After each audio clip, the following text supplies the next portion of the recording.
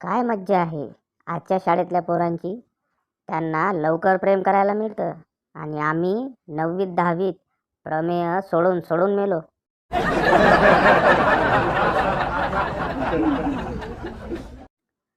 हसणे हे आरोग्यासाठी चांगलं औषध आहे, पण तुम्ही जर विनाकारण हसत असाल तर तुम्हाला खरंच औषधाची गरज आहे.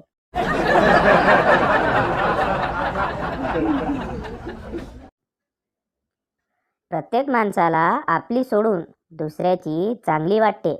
नोकरी भलताच विचार करू नका.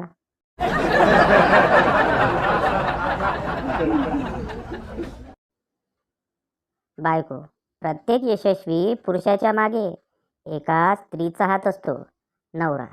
आणि जर समजा दोन स्त्रियांचा हात असेल तर बायको. मग त्या महान पुरुषाची स्टोरी सावधान इंडियामध्ये दाखवतात.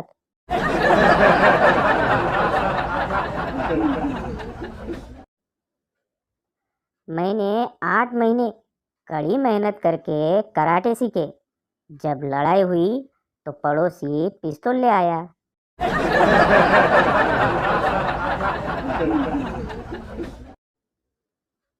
मुलगा, बाबा, टीचरनी उद्या शाळेत कुल्फी घेऊन यायला सांगितलंय.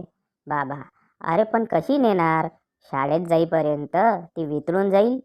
तुझ्या टीचर आपल्या घराजवळच राहतात.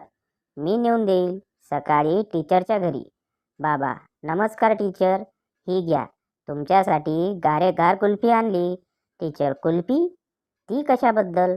बाबा, तुम्ही शाळेत घेऊन यायला सांगितली असा मुलाने निरोप दिला मला, पण तो लहान आहे आणि कुल्फी वितळली असती म्हणून मी स्वतःच घेऊन आलो.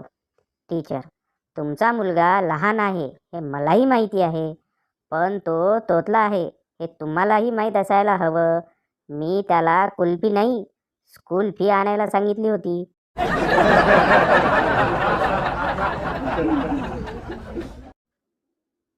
एकदा एक वयस्कर माणूस एका शाळेत गेला व मुख्याध्यापकांना म्हणाला, मला लिहिता वाचता येत नाही, मला शिकवाल का? मुख्याध्यापक म्हणाले, हो, आम्ही शिकवू, फक्त हा अर्ज भरून द्या.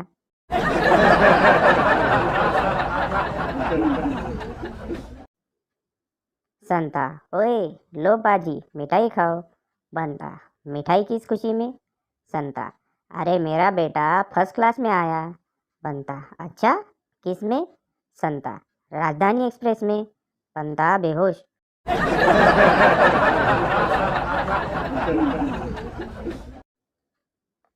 नवरा, अगं, अंधश्रद्धा एक शाप या विषयावर तू भाषण द्यायला चालली होतीस ना, मग अर्ध्या वाटेवरून परत का आलीस?